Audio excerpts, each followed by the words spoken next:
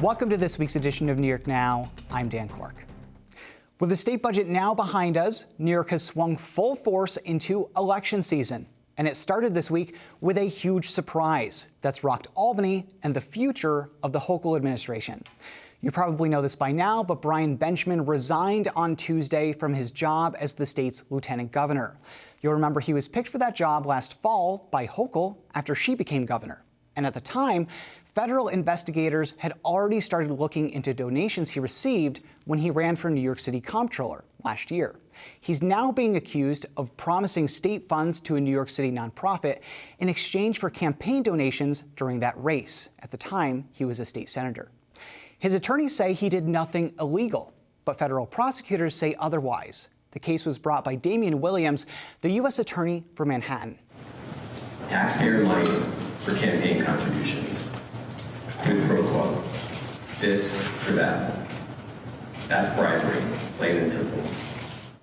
And this has caused quite the mess for the Hochul administration and her campaign. Daryl Camp is here with more. Daryl.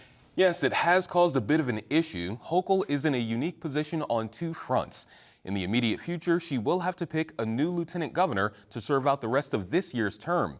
In the meantime, Senate Majority Leader Andrea Stewart-Cousins will take on the duties of the LG. But on the political front, Hochul will have to figure out what she wants to do about a running mate in this year's election. Even though Brian Benjamin resigned, it could be too late to get him off the ballot for the June primary election. And in New York, candidates for governor and lieutenant governor run separately in the primary. So whoever wins the primary for governor then runs on a unified ticket with the primary winner for LG. That means Hochul could end up running with one of her primary opponent's running mates in November, assuming that she wins her own primary. Polling has shown her with a wide lead against her challengers. She talked about that this week on WNYC, saying that she will take her time weighing those decisions. No, we're going to go through a process right now. No, it was a surprise. It truly was. But it was clear to both of us that he could not continue to serve as lieutenant governor. And I want New Yorkers to have complete confidence in their government. During that same interview, she denied rumors that she was scouting Diana Reyna, the running mate of her primary opponent, Congressman Tom Suozzi, as her pick for lieutenant governor.